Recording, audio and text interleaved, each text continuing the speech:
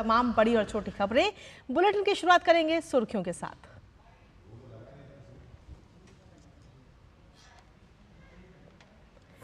महिला डॉक्टर से दुष्कर्म और हत्या के मामले में दायर जनहित याचिका पर कलकत्ता हाईकोर्ट में होगी सुनवाई। मामले की सीबीआई जांच को लेकर डॉक्टरों की देशव्यापी हड़ताल दूसरे दिन भी जारी।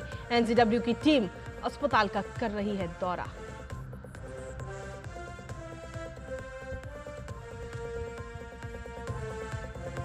सुप्रीम कोर्ट आज यूपी मदरसा एक्ट पर करेगा सुनवाई। इलाहाबाद हाईकोर्ट के असंवैधानिक घोषित करने के फैसले के खिलाफ दायर याचिकाओं पर सर्वोच्च न्यायालय करेगा गौर।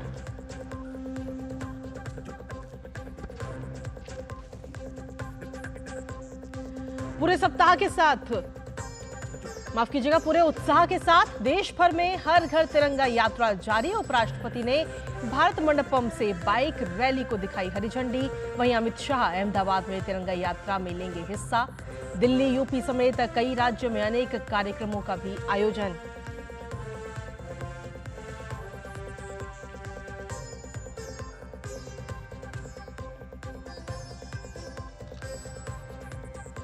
देश के कई हिस्सों में भारी बारिश को लेकर अलर्ट जारी। हिमाचल में बारिश की वजह से भारी नुकसान, मरने वालों की संख्या 100 के पार।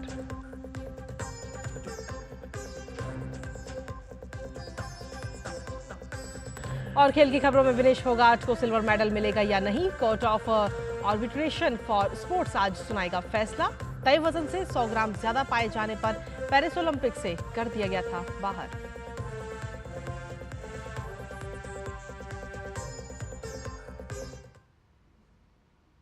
और चलिए हेडलाइंस के बाद अब खबरों में विस्तार से बात करेंगे, जहां कलकत्ता हाईकोर्ट में आज महिला डॉक्टर के बलात्कार और हत्या के मामले में जनहित याचिका पर सुनवाई होनी है। कलकत्ता हाईकोर्ट के मुख्य न्यायाधीश की पीठ इस याचिका पर सुनवाई करेगी। याचिका में सभी मेडिकल कॉलेजों, अस्पताल और रेस्टरूम में सीसीटीवी कैमरा लगाने और आरोपी के खिलाफ कड़ी कार्रवाई की मांग की गई है। इसके साथ ही 2 और पीआईएल भी कलकत्ता हाईकोर्ट में दाखिल की गई है। सभी याचिकाओं में एक ही दलील है कि मामले की जांच कोलकाता पुलिस की एसआईटी के बजाय किसी स्वतंत्र एजेंसी से कराई जाए। मुख्य न्यायाधीश टीएस शिवगनम और न्यायमूर्ति हृण्मय भट्टाचार्य की खंडपीठ ने सभी जनहित याचिकाओं को स्वीकार कर लिया है और मामले की सुनवाई अब आज की जाएगी।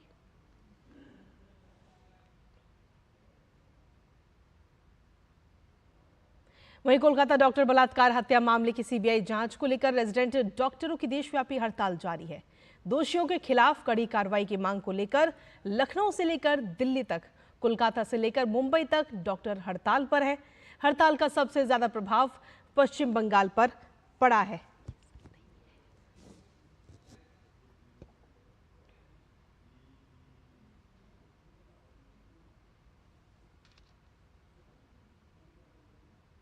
वहीं पीजी प्रशिक्षु महिला डॉक्टर के साथ बलात्कार हत्या के मामले में दिल्ली राष्ट्रीय महिला आयोग की टीम कोलकाता के आरजीकर मेडिकल कॉलेज और अस्पताल पहुंची।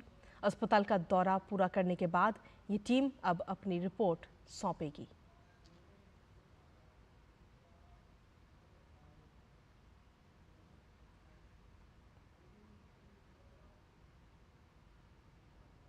वहीं पश्चिम बंगाल की राजधानी कोलकाता में ट्रेनी महिला डॉक्टर से दुष्कर्म के बाद हत्या के मामले में बड़े स्तर पर अब विरोध प्रदर्शन हो रहे हैं और इसी सिलसिले में Maharashtra association of resident doctors ने भी आज हड़ताल की घोषणा की है। मुंबई, पुणे, नागपुर के डॉक्टर्स ने हड़ताल की शुरुआत की है। एमएआरडी के पदाधिकारियों ने कहा कि महाराष्ट्र भर के कई सरकारी अस्पतालों के लगभग 8000 रेजिडेंट डॉक्टर आपातकालीन ड्यूटी को छोड़कर काम बंद कर दिया है। आरजीकर मेडिकल कॉलेज की घटना के खिलाफ विरोध प्रदर्शन कर रहे अन्य रेजिडेंट डॉक्टरों के साथ एकजुटता दिखाने के लिए अस्पताल में सभी वैकल्पिक सेवाएं बंद कर दी गई हैं। हालांकि आपातकालीन सेवाएं हड़ताल से मुक्त रहेंगी और प्रभावित नहीं होंगी। हड़ताल से ओपीडी, वैकल्पिक ऑपरेशन, वार्ड्स ड्यूटी, लैब सेवाएं और शैक्षणिक ड्यूटी सहित वैकल्पिक सेवाएं प्रभावित होंगी।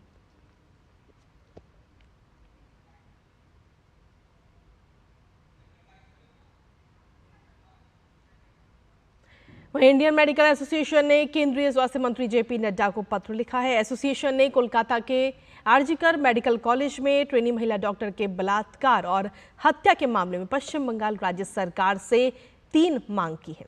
इन 3 मांग में सबसे प्रमुख और पहली मांग जो है वो है कि मामले की निष्पक्ष जांच हो और दोषियों को सजा दी जाए। उसके बाद जो दूसरी मांग है वो है अपराध की परिस्थितियों की विस्तृत जांच की जाए। और तीसरी महत्वपूर्ण मांग है कार्यस्थल पर डॉक्टरों खासकर महिलाओं की सुरक्षा में सुधार के लिए तत्काल कदम उठाए जाएं।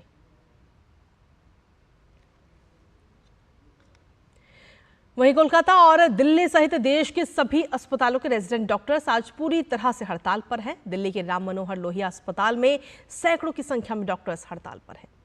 आज ये डॉक्टर्स ने प्रदर्शन किया और महिला डॉक्टर के इंसाफ के लिए आवाज उठाई है। आरएमएल अस्पताल में हड़ताल कर रहे डॉक्टर्स से बात की डीडी न्यूज के संवाददाता अमरेंद्र गुप्ता ने। आइए आपको सुनाते हैं। कोलकाता में जूनियर रेजिडेंट डॉक्टर की रेप के हत्या के बाद इस समय पूरा देश गुस्से में है। पूरे देश के डॉक्टरों में लगभग ये स्थिति है कि वो जस्टिस की मांग करते हुए इस समय स्ट्राइक पे हैं। ये इस समय जो डॉक्टर हैं, ये जूनियर डॉक्टर हैं, जूनियर रेजिडेंट डॉक्टर हैं राम मनोहर लोहिया अस्पताल के, और ये लगातार दूसरा दिन है इनका स्ट्राइक का। और इनकी मांग है कि जिस तरह से अस्पताल में एक महिला डॉक्टर के साथ रेप हुआ है तो फिर महिलाएं कहां सुरक्षित है। और लगातार जिस तरह से कोलकाता के डॉक्टर जो है सीबीआई जांच की मांग कर रहे हैं, सेम उसी तरह से यहाँ के भी डॉक्टर जो है सीबीआई जांच की मांग कर रहे हैं। इनका कहना है कि जब तक ये इनका धरना जारी रहेगा, जब तक उस डॉक्टर को न्याय नहीं मिलेगा। हम सीधे डॉक्टर से बात करते हैं, जानते हैं कि क्या मामला है। आप लोग क्या चाहते हैं? हम इस सभ्य समाज से सिर्फ एक प्रश्न पूछना चाहते हैं कि क्या आप उस अस्पताल में इलाज कराना चाहते हैं जहां पे आपकी ड्यूटी डॉक्टर के साथ रेप हुआ हो, मर्डर हुआ हो? क्या आप सेफ फील करेंगे दोबारा उस अस्पताल में जाने में, उस अस्पताल में इलाज करवाने में जहां आपके डॉक्टर के साथ ऑन ड्यूटी रेप और मर्डर हुआ हो? तो हमारी 3 मांगे, एक तो ये कि इस मामले की पूरी सीबीआई जांच हो क्योंकि मामला स्टेट गवर्नमेंट ढक रही है। दूसरा ये कि सेंट्रल प्रोटेक्शन एक्ट लाया जाए जिसमें डॉक्टर्स की सिक्योरिटी हो, हॉस्पिटल में प्रॉपर सिक्योरिटी हो।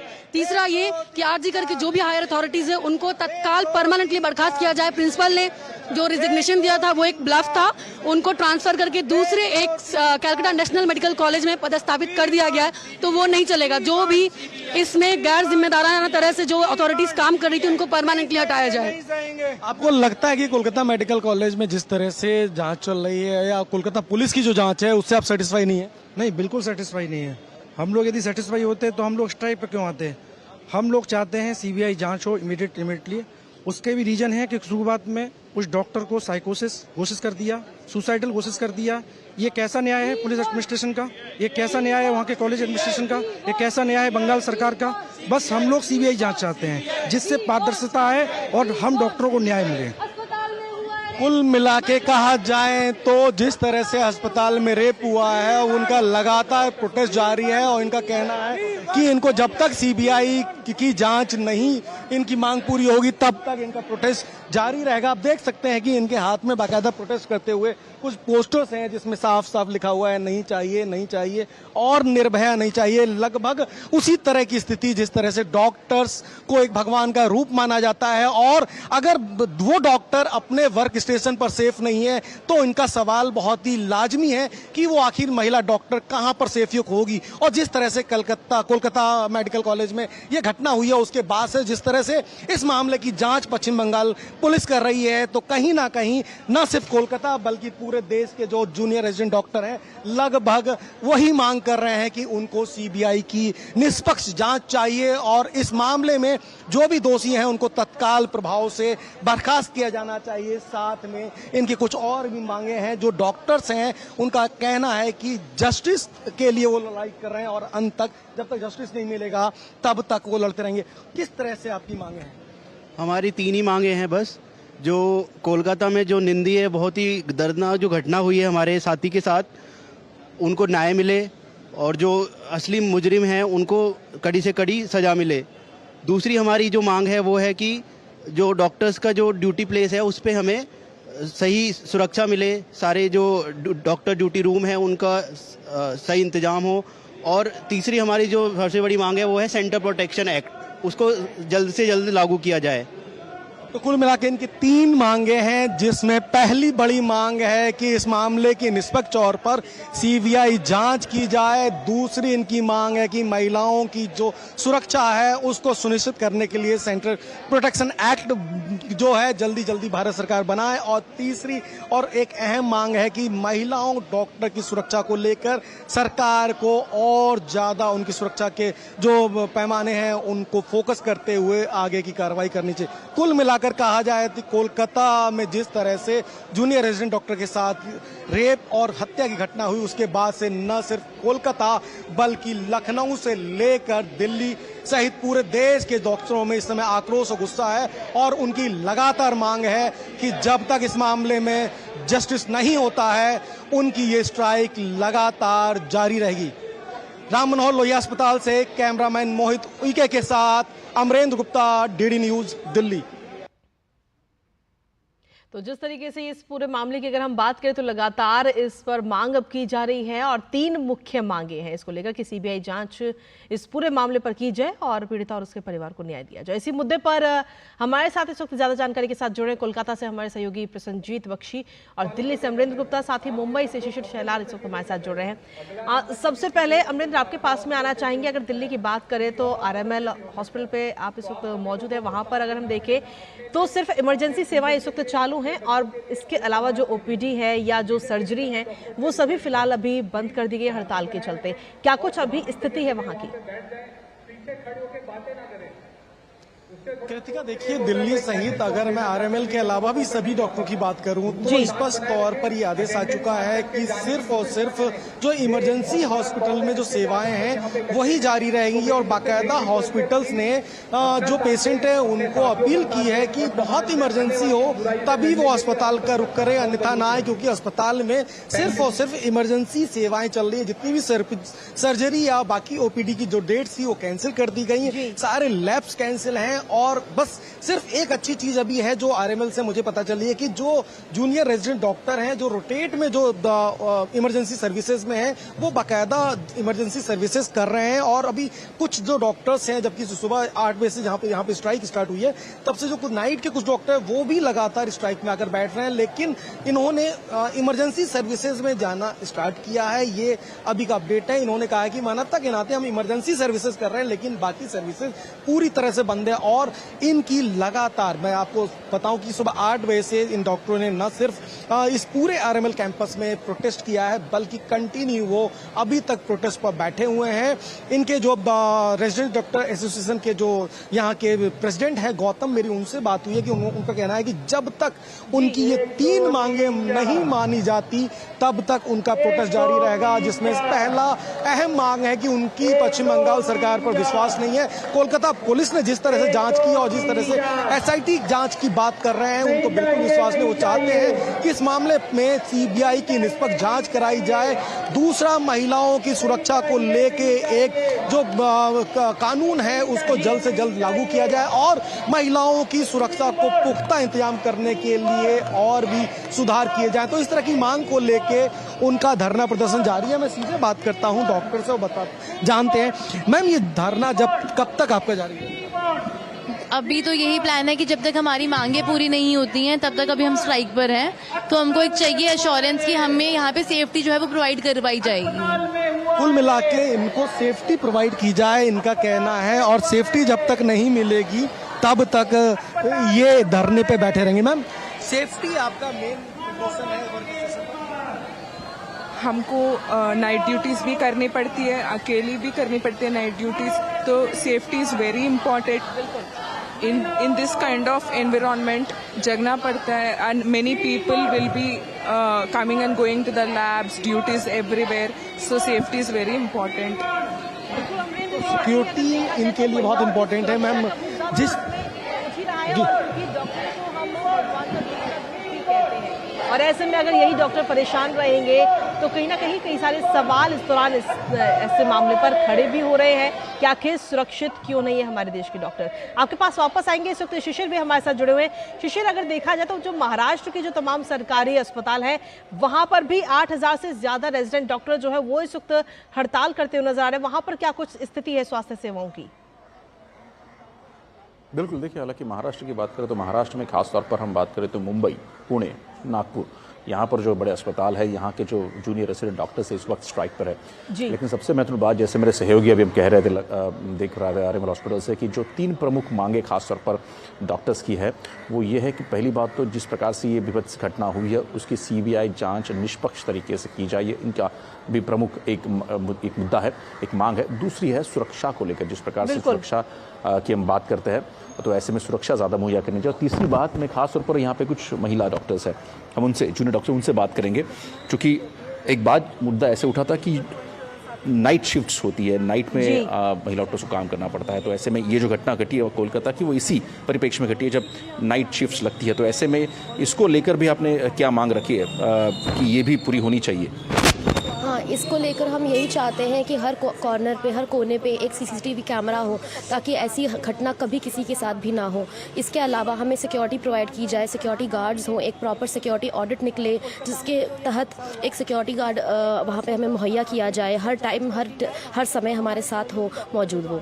जहाँ तक बात करें आप, चूँकि ये स्ट्राइक तो शुरू हो चुकी है, लेकिन कब तक ये स्ट्राइक जारी रहेगी, इसके बारे में क्या निर्णय लिया आप लोगों ने? जब तक हमारी सब डिमांड्स पूरी नहीं होती तब तक हम लोग हमारी स्ट्राइक पीछे नहीं लेंगे।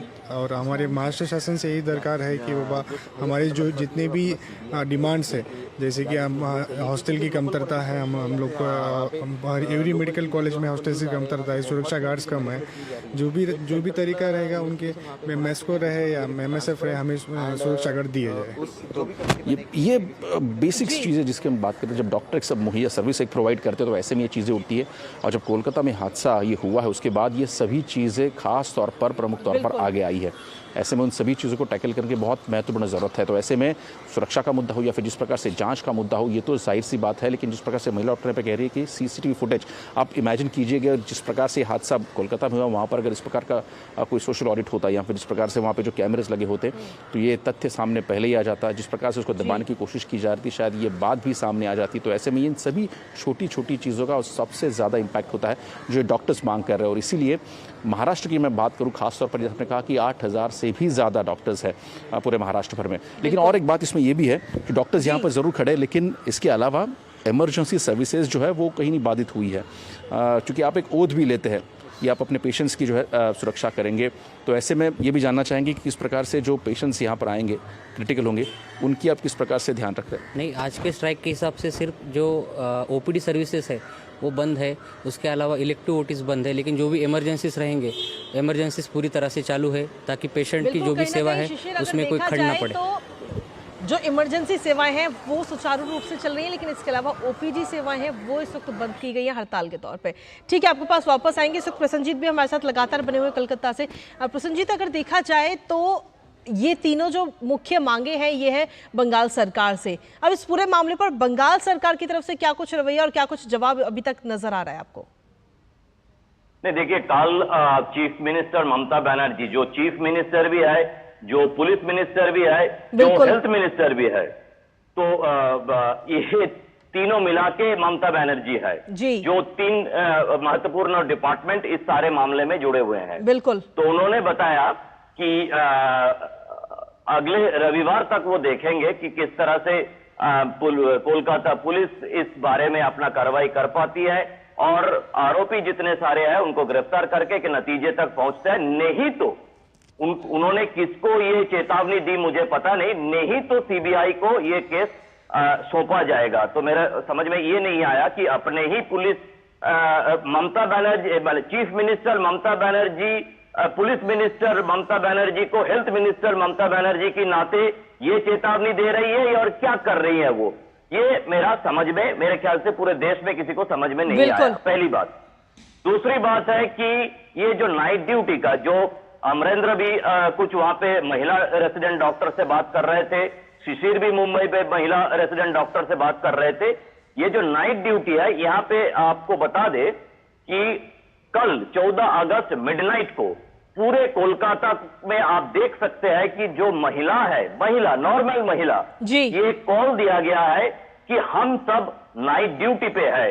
मतलब पूरे कोलकाता की रास्ता 15 अगस्त और 14 अगस्त और 15 अगस्त के बीच मध्य रात में जो रास्ते पे होंगे अपने सुरक्षा का मांग करते हुए।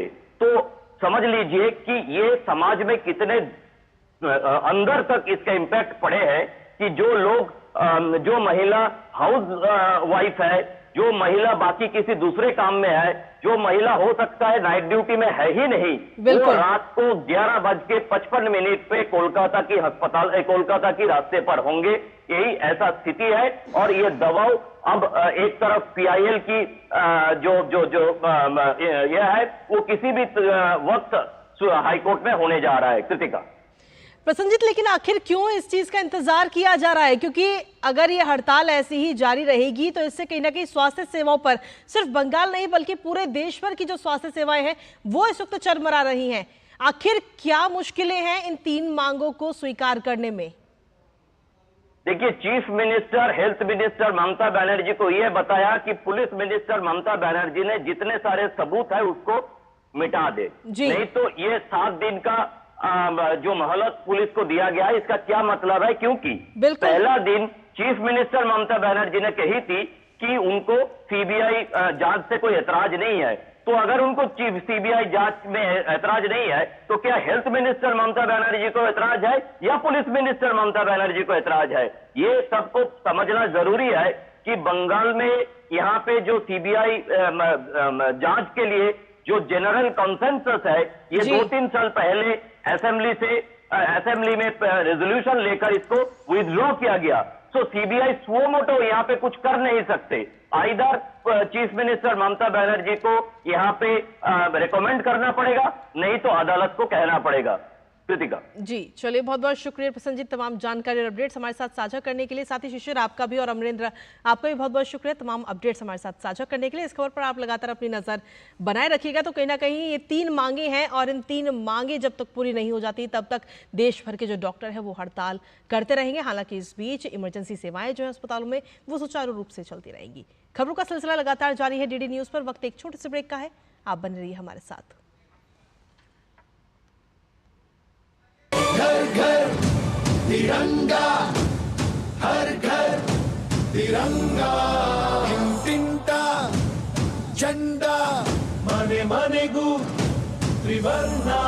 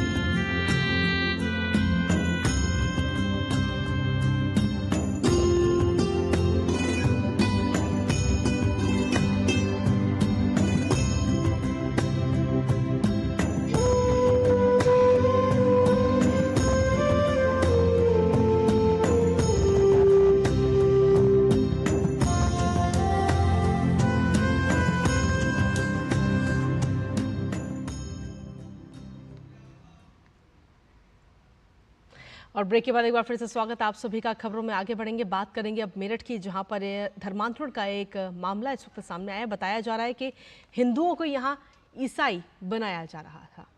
स्थानीय लोगों की सूचना पर कंकरखेड़ा थाना पुलिस मौके पर पहुंची। जांच के बाद पुलिस ने 5 लोगों को अरेस्ट किया है, बाकी लोग मौके से फरार हो गए। जानकारी के अनुसार यहां हर रविवार यानी कि संडे प्रेयर होती है और संडे प्रेयर के नाम पर हिंदुओं का धर्म परिवर्तन कराया जाता है। आरोप यह भी लगा है कि गरीब हिंदुओं को बहला फुसलाकर ईसाई धर्म अपनाने को मजबूर किया जा रहा है। ये मामला कंकरखेड़ा के वार्ड 38 खडौली का है।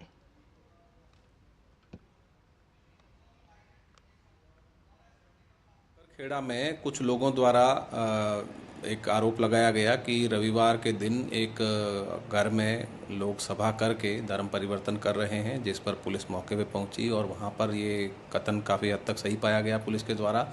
इसमें जो लोग हैं 5 लोगों को पुलिस ने हिरासत में लिया था और एक मुकदमा दर्ज करवाया था। इनसे पूछताछ में कुछ और तथ्य भी पुलिस के सामने आए हैं, जिनके आधार पे जो अन्य संलिप्त लोग हैं और जो इनकी पूरी गतिविधियां हैं उसकी जांच की जा रही है और आगे इसमें कार्रवाई की जाएगी। वहीं सुप्रीम कोर्ट आज संविधान की प्रस्तावना से संबंधित एक याचिका पर सुनवाई करेगा। प्रस्तावना में शामिल समाजवाद और धर्मनिरपेक्ष शब्दों को हटाने की मांग वाली इस याचिका पर बीजेपी नेता सुब्रमण्यम स्वामी और बलराम सिंह ने दायर की है।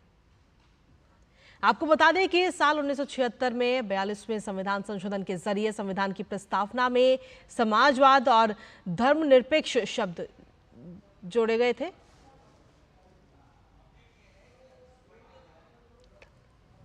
तो आपको बता दें कि संविधान प्रस्तावना से जुड़ी इस याचिका पर फिलहाल इसी सुनवाई टल गई है। हालांकि इस पर नजर हमारी लगातार बनी रहेगी, लेकिन वहीं दूसरी तरफ अगर देखें तो सुप्रीम कोर्ट में यूपी के मदरसा एक्ट को असंवैधानिक घोषित करने की इलाहाबाद हाई कोर्ट के फैसले के खिलाफ दायर याचिकाओं पर निर्णायक सुनवाई आज होनी है। इससे पहले शीर्ष अदालत ने 5 अप्रैल को उच्च न्यायालय के फैसले पर अंतरिम रोक लगाई थी। दरअसल इलाहाबाद हाई कोर्ट ने UP board of Madrasa education act 2004 को असंवैधानिक और धर्मनिरपेक्षता के सिद्धांत के खिलाफ बताते हुए रद्द कर दिया था, जिसके बाद हाई कोर्ट के आदेश को सुप्रीम कोर्ट में चुनौती दी गई। सुप्रीम कोर्ट ने इलाहाबाद हाई कोर्ट के फैसले पर अंतरिम रोक लगाई थी, जिसके चलते यूपी में मदरसा एक्ट के तहत मदरसों में पढ़ाई अभी चल रही है। वहीं जमीन के बदले नौकरी घोटाले मामले में आज राउज एवेन्यू कोर्ट में सुनवाई होगी और इससे पहले रेलवे में नौकरी के बदले जमीन घोटाले के मामले में ईडी ने 6 अगस्त को नई चार्जशीट दाखिल की थी। इस मामले में पूर्व केंद्रीय मंत्री लालू यादव और उनके बेटे तेजस्वी यादव को भी आरोपी बनाया गया। ईडी का आरोप है कि लालू यादव ने रेल मंत्री रहते हुए नौकरी के बदले लोगों से जमीन ली थी। इस मामले में मनी लॉन्ड्रिंग के एंगल से भी जांच जारी है।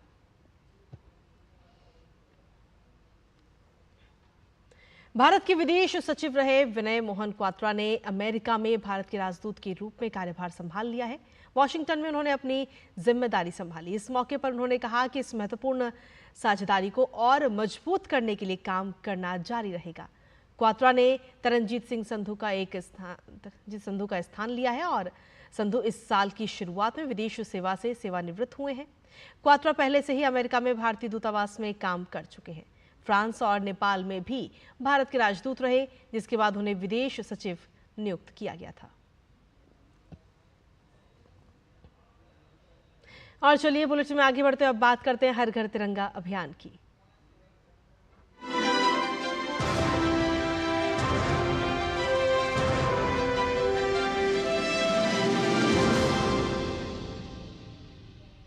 तो स्वतंत्रता दिवस समारोह के उपलक्ष्य में देश भर में 9 अगस्त से हर घर तिरंगा अभियान जारी है और इसी अभियान के तहत देश भर में तिरंगा रैली का भी आयोजन किया जा रहा है।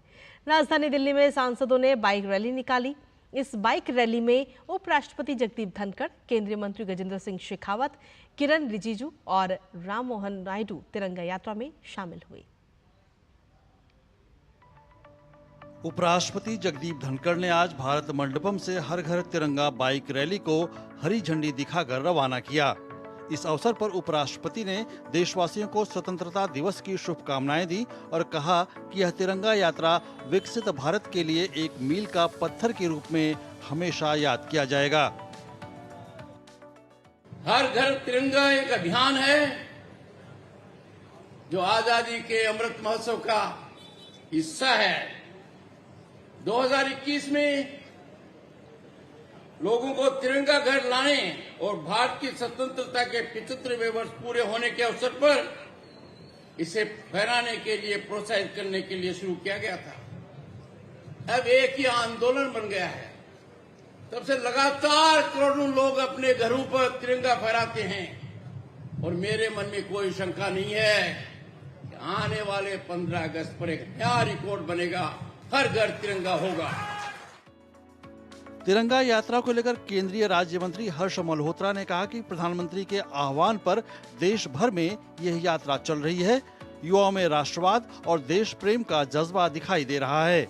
प्रधानमंत्री जी के आह्वान पर युवा शक्ति राष्ट्रवाद की भावना से उत्प्रेरित होकर के तिरंगे के सम्मान में, शहीदों के सम्मान में आज दिल्ली के अंदर तिरंगा यात्रा निकाल रहे हैं। इस अवसर पर सांसद जगदम्बिका पाल ने कहा कि वो केवल इस यात्रा के लिए दिल्ली आए हैं, कल उनके लोकसभा क्षेत्र में भी तिरंगा यात्रा है। मुझे ये इतना उमंग और ऊर्जा देती है कि हमारा हाउस फ्राइडे को लोकसभा बंद हो गया, साइन डाई हो गया। मैं अपनी कंस्टिट्यूएंसी में चला गया था, लेकिन 13 तारीख के लिए मैं खास तौर से इस तिरंगा यात्रा में शामिल होने आया, जबकि कल मेरी क्षेत्र में भी फिर तिरंगा यात्रा। हर साल की तरह इस बार भी तिरंगा यात्रा में युवाओं का जोश नजर आ रहा है। सुबह से ये तिरंगा यात्रा यहाँ पर निकाली गई है, जो कि भारत मंडपम होते हुए इंडिया गेट होते हुए इंडिया गेट सर्कल पर मेजर ध्यानचंद स्टेडियम में आकर खत्म हुई है। लेकिन एक बात तय है कि इस यात्रा से कहीं ना कहीं लोगों के बीच देशभक्ति की जो उमंग देखने को मिल रही है वो अपने आप में अविश्वसनीय है, और साथ में लहराता हुआ तिरंगा लोगों में ये संदेश देने की कोशिश कर रहा है कि एक भारत श्रेष्ठ भारत। कैमरा पर्सन राधेकृष्ण के साथ निशांत राय, डीडी न्यूज, दिल्ली।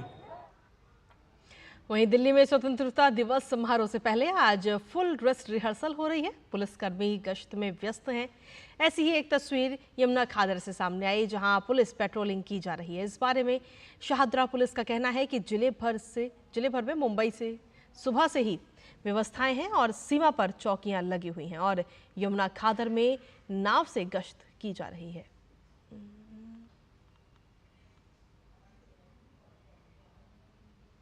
में सुबह से अरेंजमेंट लगा है, इसमें सभी बॉर्डर पिकेट्स और यमुना खादर की में भी प्रॉपर पेट्रोलिंग, और यमुना में बोट से भी हमारी पुलिस पेट्रोलिंग करती है। इसके अलावा पूरे डिस्ट्रिक्ट में सब जगह पे चेकिंग और ये सब दुरुस्त किया गया है। वहीं देश की राजधानी दिल्ली में स्वतंत्रता दिवस की तैयारियां जोरों पर हैं। स्वतंत्रता दिवस के मद्देनजर दिल्ली के लाल किले पर आज सेनाओं द्वारा परेड, सांस्कृतिक कार्यक्रमों का पूर्वाभ्यास किया गया। भारत इस साल अपना 78वां स्वतंत्रता दिवस मनाने वाला है। मंच से प्रधानमंत्री नरेंद्र मोदी देश को संबोधित करेंगे और राष्ट्रीय ध्वज फहराएंगे। तैयारियों के तहत लाल किले को सजाया जा रहा है और सुरक्षा व्यवस्था सख्त हो गई है। स्वतंत्रता दिवस पर देश भर से लोग लाल किले पहुंचेंगे और झंडारोहण समारोह में भाग लेंगे। और चलिए बुलेटिन में आगे बढ़ते हुए बात करते हैं मौसम की। मौसम विभाग ने देश के मध्य, पूर्वोत्तर और दक्षिणी हिस्सों में अगले 2 दिन के लिए तेज बारिश का ऑरेंज अलर्ट जारी किया है। विभाग के अनुसार राजस्थान, उत्तर प्रदेश, पूर्वी और पूर्वोत्तर भारत में अगले 7 दिन तक तेज बारिश जारी रहेगी। इसके अलावा तिरुवनंतपुरम में इडुक्की और पथानमथिट्टा जिलों में भी तेज बारिश का अलर्ट है, जबकि केरल के 9 अन्य जिलों में येलो अलर्ट जारी किया गया है। इसके अलावा पहाड़ी इलाकों में भी बारिश से हाल बेहाल है। हिमाचल प्रदेश बारिश के मौसम में कई आपदा झेल चुका है।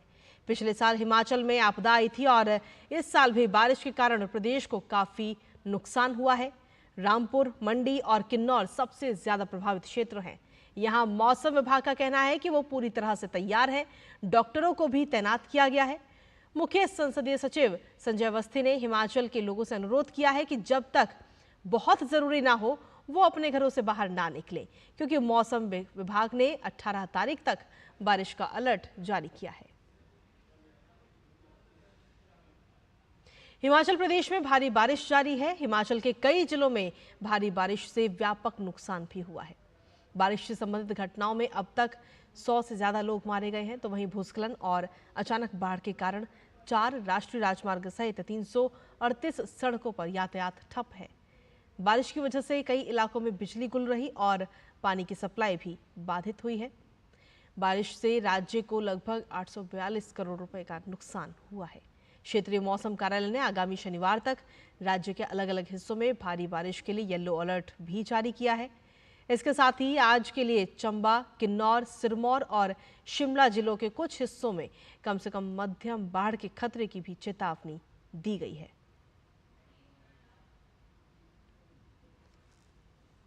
खराब मौसम के कारण अमरनाथ यात्रा को आज के लिए फिलहाल रोक दिया गया है। यात्रा पहलगाम और बालटाल मार्ग से शुरू होने वाली थी। भारी बारिश के बाद पहलगाम और बालटाल एक्सिस दोनों पर रखरखाव और मरम्मत का कार्य करने के लिए अमरनाथ यात्रा को फिलहाल निलंबित किया गया है। सरकार के सुरक्षा व्यवस्था और इंतजाम से तीर्थयात्री काफी खुश हैं। आपको बता दें कि 29 जून से शुरू हुई ये अमरनाथ यात्रा 19 अगस्त को समाप्त होगी।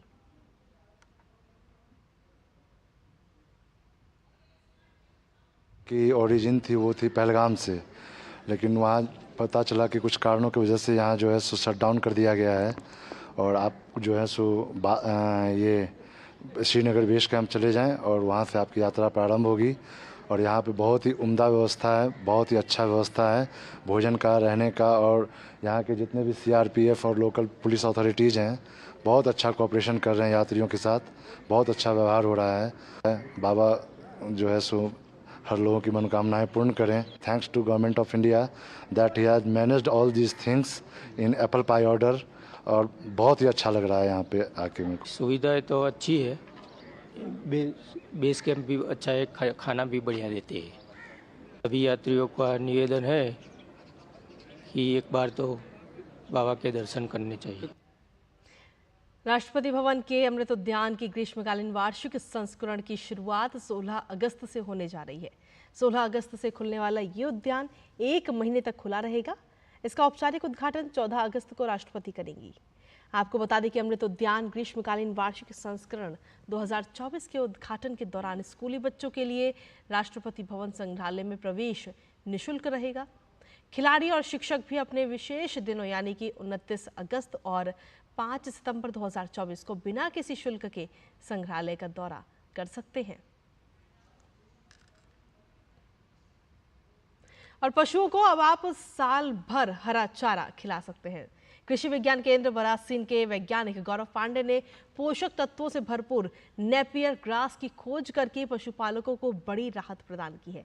इसे एक बार लगाने से 4 से 5 साल तक आप कटाई कर सकते हैं। माना जाता है कि जिला सुल्तानपुर में दुधारू पशुओं की संख्या 8 लाख से ज्यादा है और ऐसे में पशुपालकों को चारे के लिए भटकना नहीं पड़ेगा। आइए देखते हैं इसी पर आधारित ये खास रिपोर्ट। कृषि विज्ञान केंद्र बरासीन के वैज्ञानिक गौरव पांडे ने पोषक तत्वों से भरपूर नेपियर ग्रास की खोज करके पशुपालकों को बड़ी राहत प्रदान की है। पशुपालक अब निरंतर 12 महीने हरे चारे का उत्पादन करते रहेंगे। नेपियर ग्रास से सरकारी गौशालाओं की गोवंशों को भी बड़ी राहत मिलने की उम्मीद बढ़ गई है।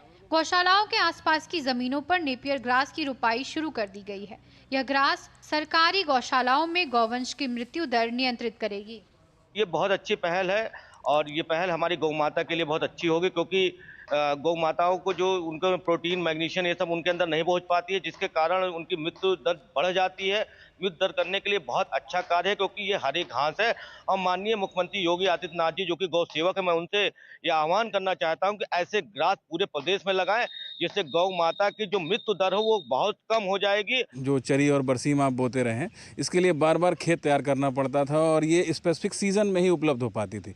लेकिन नेपियर ग्रास का क्या है कि ये वर्ष भर जो है आपका उपलब्ध रहता है। एक बार जैसे आपने इसको अच्छे से लगा लिया है, इसकी कटिंग हम लोग लगाते हैं इस तरह से, एक जो है नीचे लगाएंगे और ये ऊपर से अपने कल्ले लेंगे, और जब ये कटिंग तैयार हो जाती है तो आपका इस तरह से तैयार हो जाती है। तो आपको जो है एकदम प्रचुर मात्रा में आपको वर्ष भर हरा चारा, जब आपकी गर्मी हो, ठंडी हो, बरसात हो, पूरे सीजन में आपको हरा चारा उपलब्ध रहेगा। और डेयरी फार्म उसके लिए जो है जानवरों के लिए आप इसको आराम से जो है वर्ष भर खिला सकते हैं। पशुपालन विभाग और कृषि विज्ञान केंद्र बरासीन इकाई की संयुक्त पहल सुल्तानपुर से यूपी के सभी जिलों में उड़ान भरेगी। कृषि वैज्ञानिक गौरव पांडे ने बताया कि नेपियर ग्रास 1.5 महीने में तैयार हो जाती है। इसी के साथ जड़ों का विस्तार होता है और तने और पत्तियों को पशुओं को खिलाने में काम में लाया जाता है। इसके देने से कैल्शियम, मैग्नीशियम और फास्फोरस जैसे पोषक तत्वों की कमी गौवंशों को नहीं होगी। बुआई के अधिकतम 2 माह में नेपियर ग्रास तैयार मानी जाती है। यह नेपियर ग्रास और बाजार के हाइब्रिड क्रॉस का स्वरूप माना जा रहा है। कृषि अनुसंधान इकाई बरासीन द्वारा इसे तैयार किया गया है। मल्टीपल कटिंग वाली या नेपियर ग्रास के जड़ का रोपण पशुपालकों की तरफ से किया जाता है। अत्यधिक गर्मी और ठंड में ग्रीन साइलेज तैयार की जाती है। गुड़ की राख, नमक और नेपियर ग्रास के सहयोग से इसे तैयार किया जाता है। हरा चारा उपलब्ध नहीं होने के कारण दूध का उत्पादन घट जाता है, लेकिन नेपियर ग्रास से जिले में चारे का संकट दूर हो जाएगा। घास को किसान एक बार लगाकर 4 से 5 साल तक इसका लाभ ले सकते हैं। ब्यूरो रिपोर्ट के साथ संगीता अग्रवाल की रिपोर्ट, डीडी न्यूज। और चलिए खबरों में आगे बढ़ेंगे और बात कर लेते हैं इकोनॉमी से जुड़ी। दरअसल भारतीय शेयर बाजार की शुरुआत आज सपाट कारोबार के साथ हुई। बाजार के ज्यादातर सूचकांक एक सीमित दायरे में कारोबार कर रहे हैं। बाजार का रुझान सकारात्मक नजर आ रहा है। नेशनल स्टॉक एक्सचेंज पर 1162 शेयर हरे निशान में और 910 शेयर लाल निशान में है। लार्ज कैप की अपेक्षा मिड कैप और स्मॉल कैप शेयरों में खरीदारी का ट्रेंड देखा जा रहा है। बाजार के जानकारों का कहना है कि हिंडनबर्ग की रिपोर्ट को निवेशकों ने सिरे से खारिज कर दिया है। बाजार में लचीलापन बना हुआ है, जो दिखाता है कि निवेशकों का भरोसा बना हुआ है। और अगर आपका किसी गैर बैंकिंग वित्तीय कंपनी के अकाउंट में पैसे डिपॉजिट हैं तो आप अपना जमा स्वीकार करने के पहले 3 महीनों के भीतर पूरी राशि निकाल सकेंगी। भारतीय रिजर्व बैंक के अनुसार राशि निकालने के लिए किसी आपात स्थिति का हवाला देना होगा। केंद्रीय बैंक ने एनबीएफसी को कंट्रोल करने वाले नियमों की समीक्षा में कहा कि इस तरह के समय से पहले निकासी के लिए कोई ब्याज नहीं दिया जाएगा। ये बदलाव 1 जनवरी 2025 से लागू होंगे। केंद्रीय पेट्रोलियम और प्राकृतिक गैस मंत्री हरदीप सिंह पुरी ने भारत की ऊर्जा आत्मनिर्भरता को लेकर सोशल मीडिया प्लेटफॉर्म एक्स पर एक वीडियो साझा किया है। भारत दुनिया का चौथा सबसे बड़ा रिफाइनर है और तेजी से इस क्षेत्र में आगे बढ़ रहा है। केंद्रीय मंत्री हरदीप सिंह पुरी ने वर्ष 2050 तक भारत की ऊर्जा मांग दोगुनी होने की उम्मीद जताई है और कहा कि देश अपने मौजूदा एनर्जी इंफ्रास्ट्रक्चर के विस्तार पर फोकस रखना जारी रखेगा। सरकार ने पीएम सूर्य घर मुफ्त बिजली योजना के अंतर्गत मॉडल सौर गांव के कार्यान्वयन के लिए दिशा निर्देशों को जारी किया है। योजना के घटक मॉडल सौर गांव के अंतर्गत देश के हर जिले में एक मॉडल सौर गांव बनाने पर जोर दिया जा रहा है और इसका लक्ष्य सौर ऊर्जा को अपनाने को बढ़ावा देना और ग्रामीण समुदायों को अपनी ऊर्जा आवश्यकताओं को पूरा करने में आत्मनिर्भर बनाना है। आइए देखते हैं ये रिपोर्ट।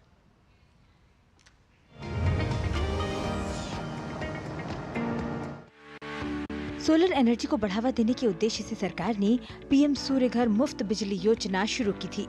इसमें सोलर पैनल लगाने के लिए सरकार सब्सिडी देती है। सभी गांवों तक योजना की पहुंच हो, इसके लिए मॉडल सौर गांव क्रियान्वयन को भी योजना में शामिल किया गया है। इसके लिए कुल 800 करोड़ रुपए की वित्तीय सहायता आवंटित की गई है, जिसमें से चयन किए गए प्रत्येक मॉडल सौर गाँव को 1 करोड़ रुपए प्रदान किए जाएंगे। प्रतियोगिता में शामिल होने के लिए किसी गांव को 5000 आबादी और विशेष श्रेणी के राज्यों के लिए 2000 से अधिक आबादी वाला राजस्व गांव होना चाहिए। प्रत्येक जिले में सबसे अधिक नवीकरणीय ऊर्जा क्षमता वाले विजेता गांव को 1 करोड़ रुपए का केंद्रीय वित्तीय सहायता अनुदान दिया जाएगा। इस योजना का कार्यान्वयन जिला स्तरीय समिति यानी डीएलसी की देखरेख में राज्य और केंद्र शासित प्रदेश नवीकरणीय ऊर्जा विकास एजेंसी द्वारा किया जाएगा। इससे चयनित गांव प्रभावी रूप से सौर ऊर्जा से चलने वाले समुदायों में परिवर्तित होकर देश के अन्य गांवों के लिए मॉडल के रूप में काम करेंगे। भारत सरकार ने फरवरी 2024 को पीएम सूर्य घर मुफ्त बिजली योजना को मंजूरी दी थी। इसका उद्देश्य छतों पर लगने वाले सौर संयंत्रों की क्षमता की हिस्सेदारी बढ़ाना और आवासीय घरों को बिजली उत्पादन के लिए सशक्त बनाना है।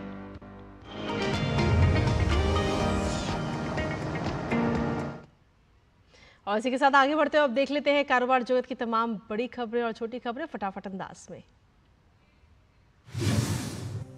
प्रत्यक्ष कर संग्रह में बीते वर्ष के मुकाबले शुद्ध रूप से 22% से अधिक वृद्धि दर्ज की गई।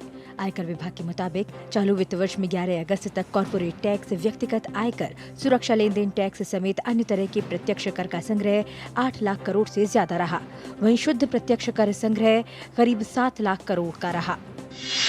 पंजाब नेशनल बैंक ने दृष्टिबाधित ग्राहकों के लिए पीएनबी अंतःदृष्टि ब्रेल डेबिट कार्ड लॉन्च किया है। ये संपर्क रहित national common mobility card debit card RuPay network पर उपलब्ध है। नया कार्ड वित्तीय पहुंच के प्रति बैंक की प्रतिबद्धता को दर्शाता है। JSW स्टील ऑस्ट्रेलियाई कंपनी में बड़ा निवेश करेगी। कच्चे माल की सुरक्षा बढ़ाने के लिए कंपनी ने ऑस्ट्रेलिया की खनन कंपनी एम्ब्रेस NSW में 66.67% हिस्सेदारी खरीदने की घोषणा की है। निवेश की शर्तों के मुताबिक कंपनी को साल 2030 में ऑस्ट्रेलियाई कंपनी में $5 करोड़ का अतिरिक्त निवेश करना होगा। एप्पल इंक ने वित्त वर्ष 2025 के 4 महीनों में 40,145 करोड़ रुपए के आईफोन बनाए और उनमें से 85% कीमत के फोन निर्यात करके एक नई सफलता हासिल की है। कंपनी ने 4 महीनों में 34,089 करोड़ रुपए मूल्य के फोन का निर्यात किया। देश में नई कंपनियों और LLP की संख्या चालू वित्त वर्ष के पहले 4 महीने में 5% बढ़कर 91,578 हो गई है। पिछले वित्त वर्ष की समान अवधि में ये आंकड़ा 87,379 पर था। कॉर्पोरेट मामलों के मंत्रालय द्वारा ये जानकारी दी गई। नई कंपनियों की संख्या में वृद्धि से रोजगार के अवसर बढ़ेंगे। सार्वजनिक क्षेत्र की कंपनी BHEL ने कहा कि उसे दामोदर घाटी निगम से 1600 मेगावाट का प्रोजेक्ट मिला है। BHEL ने एक बयान में कहा कि कोयला आधारित इकाई झारखंड के कोडरमा जिले में EPC आधार पर स्थापित की जाएगी। जुलाई में जीवन बीमा कंपनियों का नए कारोबार से मिलने वाला प्रीमियम 14% बढ़कर 31,823 करोड़ रुपए रहा है। लाइफ इंश्योरेंस काउंसिल के अनुसार चालू वित्त वर्ष में अप्रैल से जुलाई के दौरान सभी कंपनियों का नया प्रीमियम 26% बढ़कर 75,872 करोड़ रुपए रहा है। केंद्र और राज्यों के GST अधिकारी 16 अगस्त से फर्जी GST पंजीकरण के खिलाफ अभियान चलाएंगे। ये देशव्यापी अभियान 2 महीने तक चलाया जाएगा। धोखाधड़ी से इनपुट टैक्स क्रेडिट प्राप्त करने और GST भुगतान से बचने के लिए फर्जी पंजीकरण का इस्तेमाल किया जाता है। नियमों के उल्लंघन के मामले में RBI ने union bank of India, CSB, Muthoot सहित 5 बैंकों पर 2 करोड़ रुपए से ज्यादा का जुर्माना लगाया है। CSB बैंक पर जोखिमों का पालन नहीं करने पर 1 करोड़ 86 लाख रुपए का दंड लगा है। यूनियन बैंक पर KYC मामले में 1 करोड़ रुपए से ज्यादा का जुर्माना लगा है। और खबरों का सिलसिला लगातार जारी। फिलहाल वक्त एक छोटे से ब्रेक का। आप बने रहिए हमारे साथ और देखते रहिए DD न्यूज।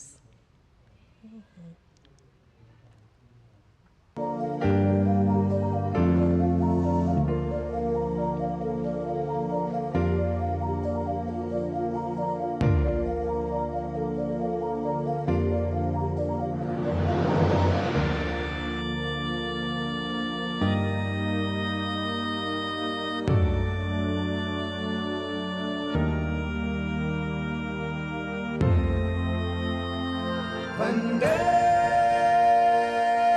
मातरम, वंदे मातरम, वंदे मातरम, वंदे।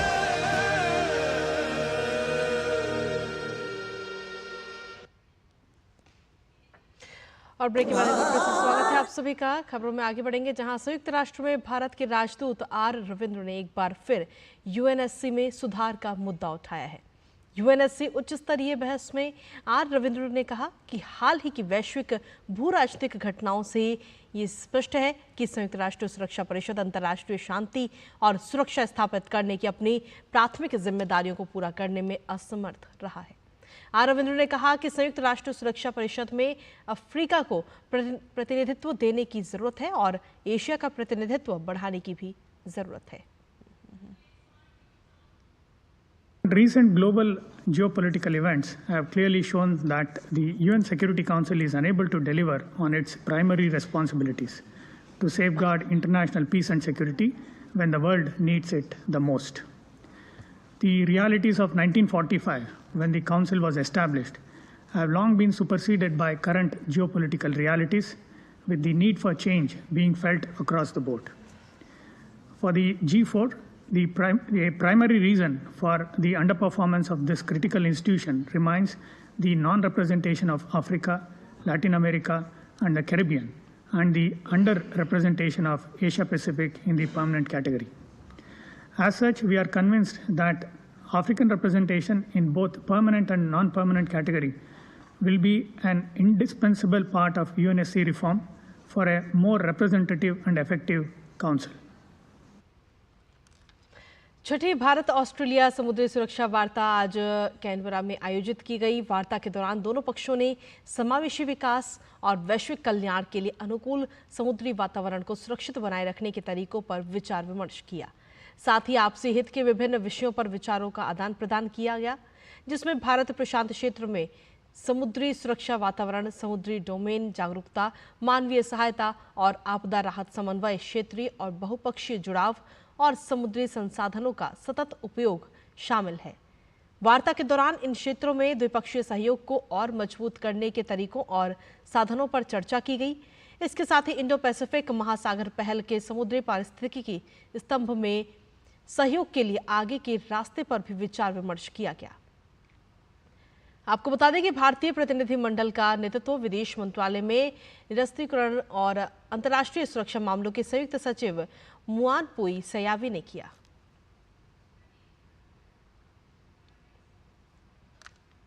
अंतरिक्ष विज्ञान और प्रौद्योगिकी के क्षेत्र में भारत की प्रगति ने न सिर्फ वैश्विक अंतरिक्ष क्षेत्र में भारत की स्थिति मजबूत की है, बल्कि कई क्षेत्रों में सामाजिक आर्थिक विकास को भी गति दी है।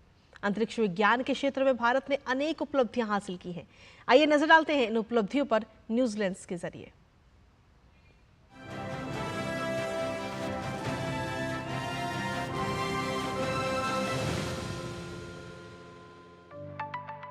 अंतरिक्ष जगत में भारत ने पिछले कुछ वर्षों में अभूतपूर्व सफलता हासिल की है। प्रधानमंत्री नरेंद्र मोदी के नेतृत्व में भारतीय संगठन और संस्थाएं अंतरिक्ष जगत में तेजी से आगे बढ़ रहे हैं।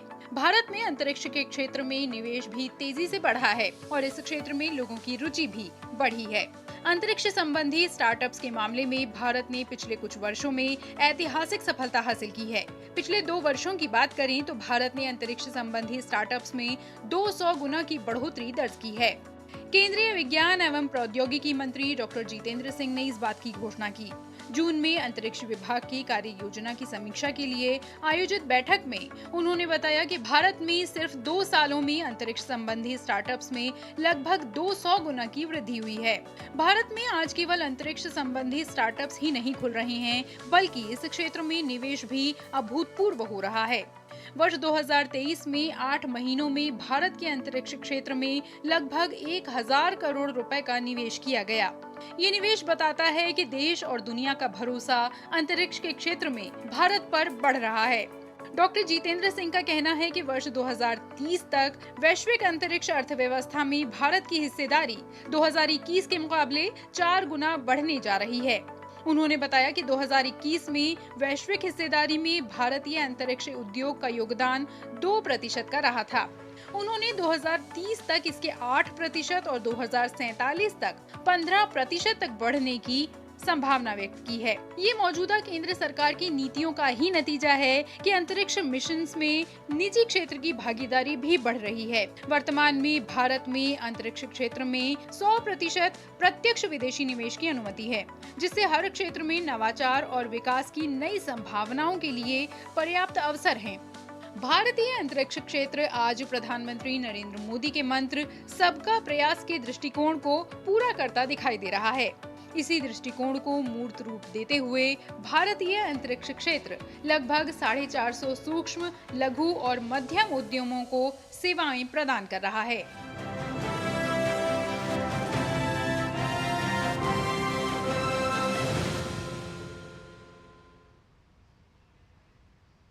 और चलिए बुलेटिन में आगे बढ़ते हुए बात करते हैं खेलों से जुड़ी खबरों की, जहां पेरिस ओलंपिक में कांस्य पदक जीतने के बाद भारतीय हॉकी टीम के स्टार गोलकीपर PR श्रीजेश और टीम के अन्य सदस्य दिल्ली एयरपोर्ट पहुंचे। IGI एयरपोर्ट पर भारतीय हॉकी टीम का जोरदार स्वागत हुआ। दिल्ली एयरपोर्ट पर हॉकी खिलाड़ियों को फूल मालाएं पहनाई गई और ढोल नगाड़ों के साथ उनका स्वागत किया गया।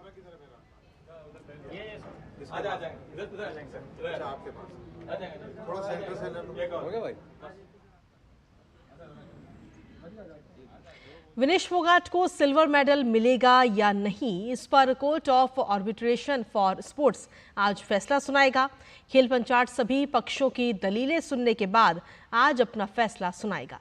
विनेश फोगाट के पक्ष में फैसला आया तो उन्हें सिल्वर मेडल मिल सकता है। वहीं विनेश फोगाट ने पेरिस ओलंपिक का खेलगांव छोड़ दिया है। बताया जा रहा है कि डिस्क्वालिफिकेशन अपील पर फैसला आने के बाद विनेश जल्द ही भारत लौटेंगी।